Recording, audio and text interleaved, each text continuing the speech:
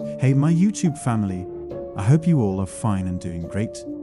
So, welcome back to another video with brand new stories.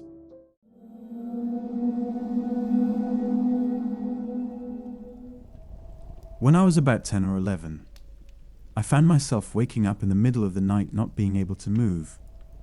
It genuinely frightened me because I had never heard of sleep paralysis, and I had no idea why I could not move. I kept looking around my room. It was dark, only lit up by the smallest bit of moonlight, and the light on my computer's power button, which added a greenish light to the room. As I looked around, I had the feeling I was being watched, but my heart sank when I noticed a hand slowly reaching up from the foot of my bed. The best way to describe this hand was it was dark, skinny, and had fingers that were about a foot long each.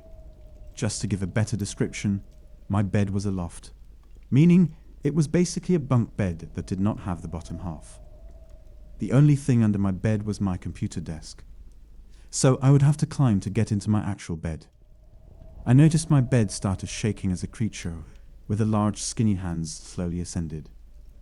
I could not move or even scream for my dad, so the only thing I could do was close my eyes. When I opened them, the creature was gone. However, seconds later I saw my bed start to shake, and once again, that hand slowly rose from the foot of my bed. I did the same thing, closing my eyes, only to open them and see that the figure was gone once again. But a few seconds later, as you probably guessed, the same thing happened again. At this point, I felt a bit more in control, knowing that if the creature gets too close, I could simply close my eyes again. With this in mind, I guess I felt like I wanted to see how far he would come. So, I kept my eyes open a bit longer. This time the creature slowly makes its way onto my bed and finally gets far enough to reveal his face. And his face was just disturbing.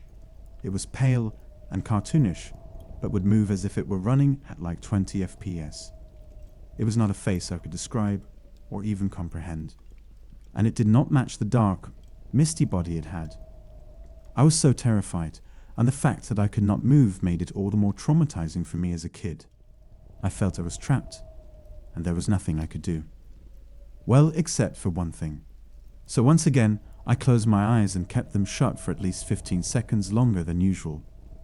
At this point, I felt like the creature would have been long gone. So I felt safe to open my eyes. But when I did, I felt like my world came to an end as my heart sank to the bottom of my stomach. The creature was like 2 inches from my face. If I could scream, that would have been an appropriate action at the time. But I still could not move. I closed my eyes again, and when I opened them, he was gone, and I could move again. I felt a bit relieved that I could move, and I wanted to run to my parents' room across the hall. But I was still paralyzed, this time paralyzed with fear. I lay in my bed shaking, wondering what the heck just happened.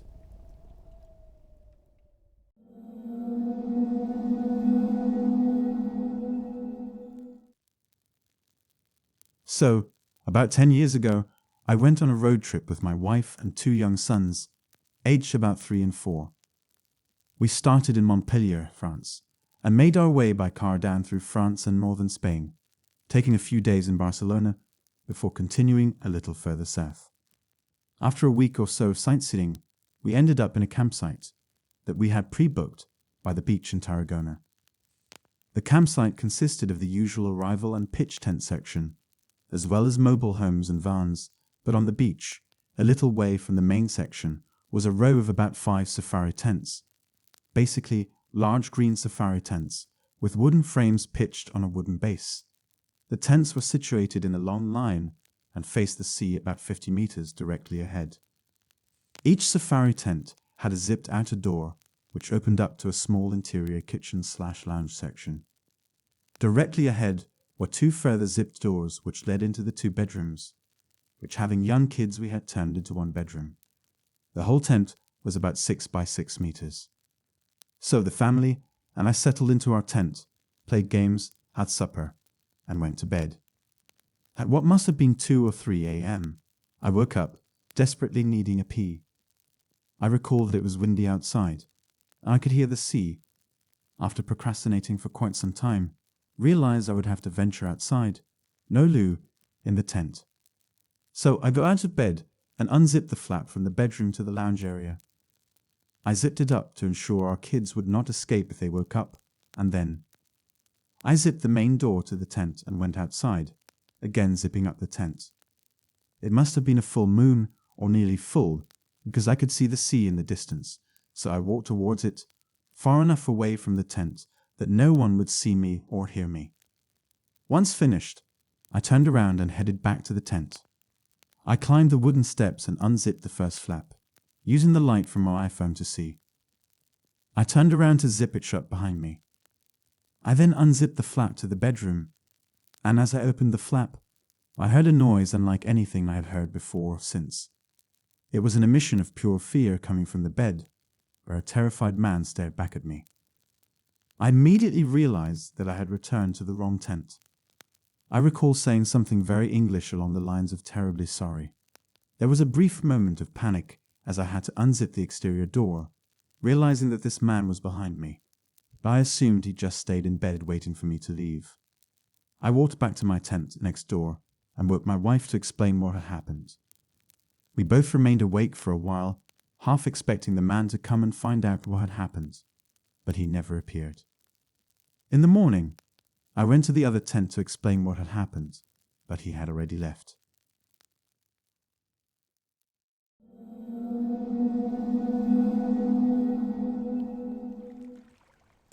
I was 15 at the time watching YouTube with my friend in Discord when my phone gave me a notification that my front door was unlocked. I did not think much of it since my parents said they would be home soon. After like 5 minutes, I was a little suspicious since my parents usually come to check on me when they get back from a shopping trip or trip. Since me and my friend were watching break-in stories, I myself started to get a little suspicious the door never locked and decided to go investigate. I told my friend I would be right back and turned my mic volume all the way up since it could hear almost anything in the house, so if someone bad was there he would hear it. As I opened my door, an eerie feeling came over me as I saw all the lights directly outside of my room were turned off. I grabbed my phone and turned on the flashlight to calm my nerves. After heading down the stairs, I noticed my dog was not where he was sitting normally, and after calling his name, he did not come to me. I ran back upstairs and described the situation to my friend and joined the call on my phone and turned my camera on. I told him that if someone was there, then that way he could call the police since he knew my address. After walking back down, I explored more. I should say that my legs were shaking in fear, but I kept telling myself I had to keep looking even though I would much rather hide. After going into my garage, I saw a green wiffle ball bat and picked it up for self-defense. Afterward, I noticed that a cup was on the counter. I checked and saw my dog's leash was not where we put it. I texted my mom and dad asking if they were walking the dog, no response. That did not sit well with me, so I went back upstairs and with my newfound weapon, I checked the rest of the rooms. When I got to my parents' room, I turned the light on and heard a noise behind me. My heart jumped out of my chest until I heard my dog's leash hit the floor. Turns out my parents just opened the door and took my dog for a walk. Not sure if it was the horror stories I was watching beforehand making me paranoid, or if I truly was paranoid, but either way that was my first truly terrifying experience.